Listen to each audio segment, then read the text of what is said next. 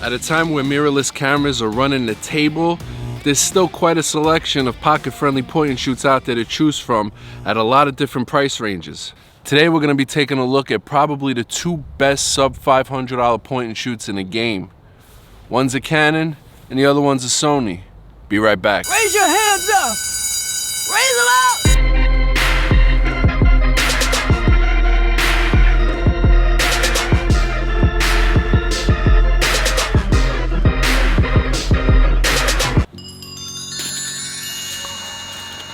What's going on, everybody? Tem the Everything Man here, and today we're gonna have ourselves a little pocket-sized face-off between Canon and Sony's newest point-and-shoot cameras, the Canon SX740 HS and the Sony HX99. Now, the Sony is the newer of the two, and it goes for $450 brand new. And the Canon just got a $20 price reduction and now costs $379. Both are 4K. The Sony's is touch to focus. The Canon doesn't have any touch capabilities whatsoever. Now, the Sony has an 18.2 megapixel 24 to 720 millimeter optical zoom lens, while the Canon, on the other hand, is a 20.3 megapixel camera and has a 24 to 960 millimeter optical zoom lens on it. So both of these cameras have amazing zoom capabilities. Both of these shoot 4K, but the Canon has a pretty significant crop in 4K. It takes it from like a 24 millimeter to something like a 35 millimeter. Also, with the Canon, there's no 24 frames per second available, which is a huge bummer. You only have 30 frames per second in 4K and 1080p, and also in 1080p you have 60 frames per second. As with the Sony, you have 4K in 30p, 24p, and then in 1080p you have 24p, 30p, 60p, and 120p. So you get a lot more shooting options with the Sony than you do with the Canon right off the bat. But if those things don't matter to you, let's move on. Now, this entire video is being shot, unfortunately, in 30 frames per second, which I don't care to do on a normal basis, but we got to cater to this guy right here, the Canon, because again, those are the only options that are available. So now, a couple of other noteworthy features on both of these cameras, or lack thereof. The Canon is capable of doing in-body time lapses. The Sony is not freaking Sony. To boot, neither one has an external mic jack or a hot shoe mount, so you're stuck with the onboard microphones unless you want to record your audio separate and sync it up later in post. I hate doing that. The less work, the better, but to each his own. If you like doing it, God. Also, neither one of these cameras have a built-in ND filter, so to make things fair, we're just gonna throw them on full auto and see what they do straight out of the camera. There's no picture profiles available on either of these cameras, so we're just relying on each of their company's color science at this point, which isn't necessarily a bad thing. Canon's known for their colors. Sony just updated their colors and they look spectacular. So it is what it is. That's what we're stuck with. Sub $500. What are you gonna do? Can I get my cooling on here? Is this filthy? All right, we'll get the photos out of the way because I'm not a photographer. Well aware that some of you guys may and some of you guys are photographers. I just happen to do video. So let's get into the photo test and then we'll move on from there.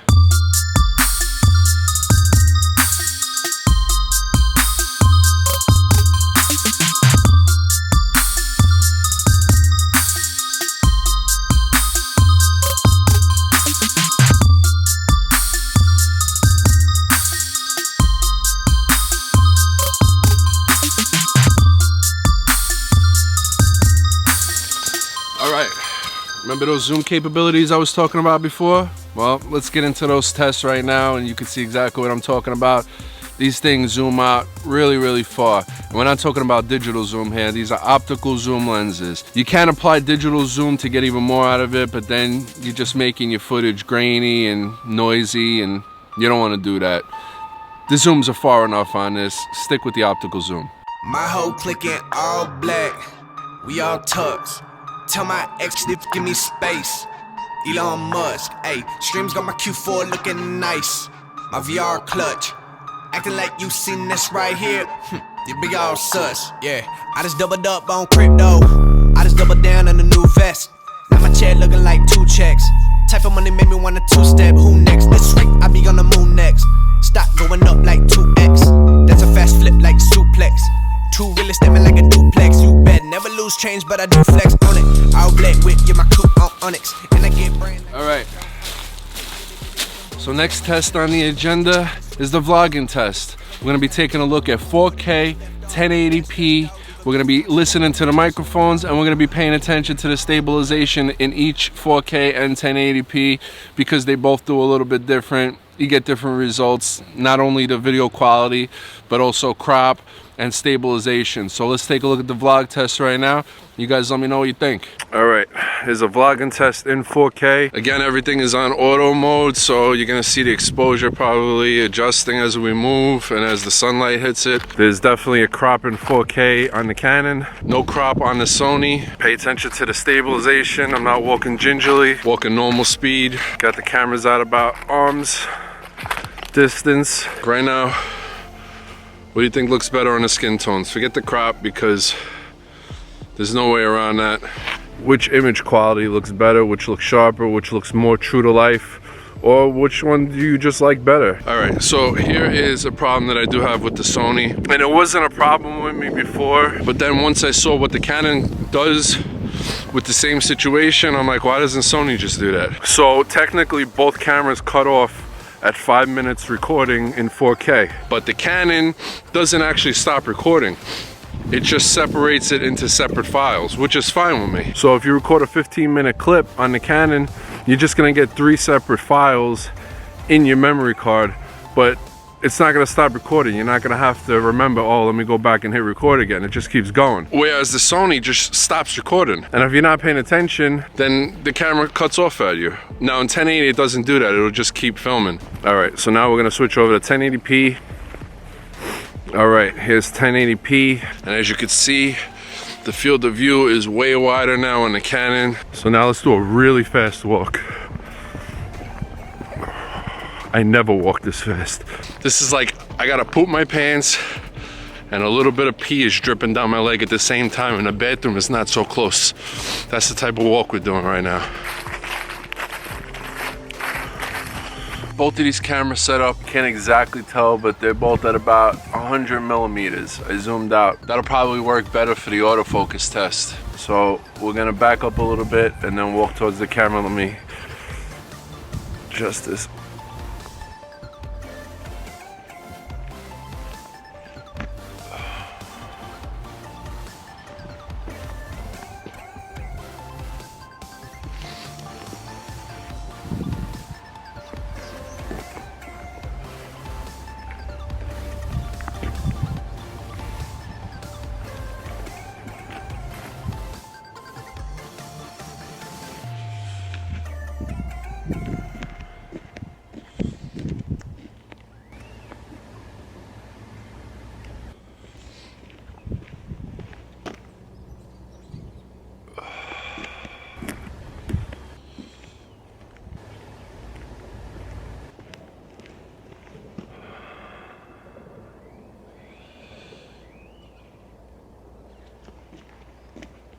Right now the Sony seems to be performing on LCD a little bit better in low light than the Canon does. But when I first turned it on, it didn't. It seemed like the Canon was a little bit better. Right now the Sony has my face locked on and I see no box around my face in the Canon.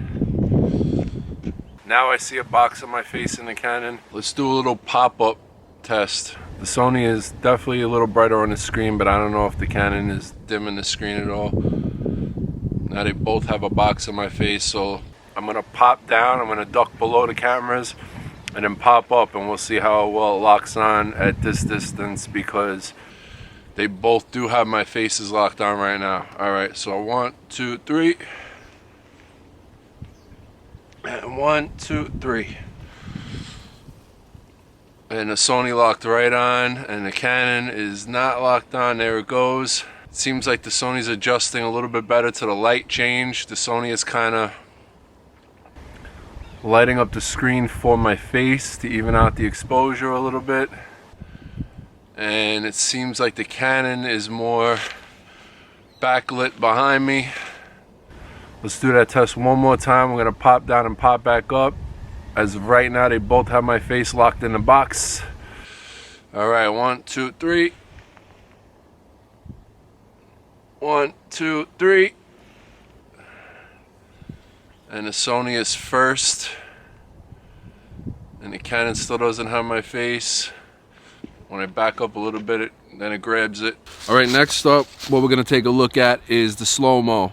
We're gonna get into a very quick B-roll. To be honest, I wouldn't choose either one of these cameras for slow-mo, but if I had to, it would definitely be the Sony. Again, remember, the Canon only shoots up to 60 frames per second.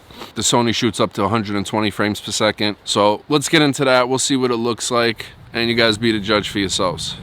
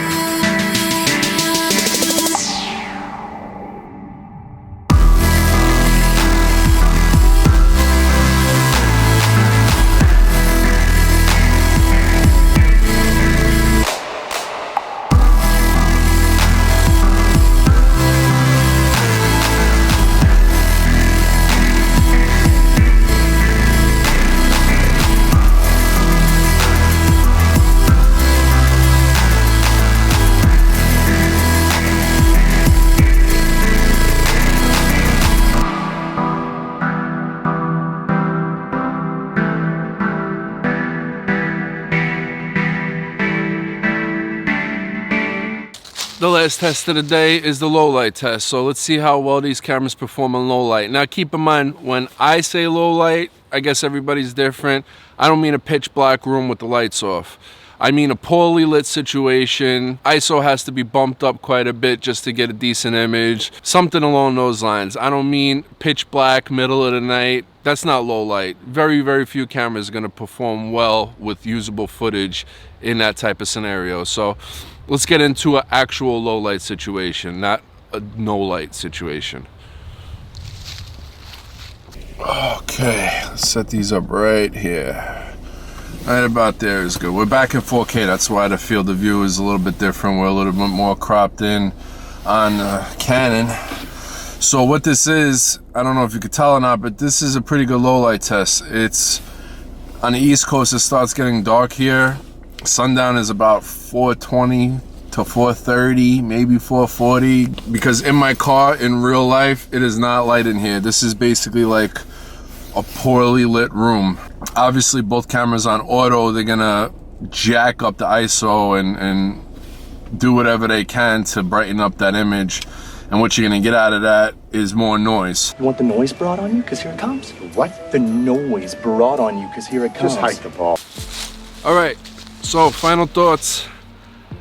Number one, I would have to say that both of these cameras are definitely worth their price. At $450 or cheaper, you're not really gonna find two cameras better than the HX99 and the SX740. It's really just a matter of choosing which one is right for you, and hopefully this comparison helped you out. I would have to say, with my personal opinion, and again, this is only my personal opinion, because the Canon is limited to 30 frames per second in 1080p and it doesn't shoot 24 frames per second like the Sony does, it's a bit of a bummer for me. It's kind of a big enough deal for me to lean more towards the Sony if I had to choose one of these two to buy. But if you happen to like 30 frames per second and you don't care about 24p, then Canon might be the right camera for you. Now, neither one of these two cameras are gonna give you these amazing professional results. You probably wanna stick to outdoor video if you are shooting video. Photos, always a different story.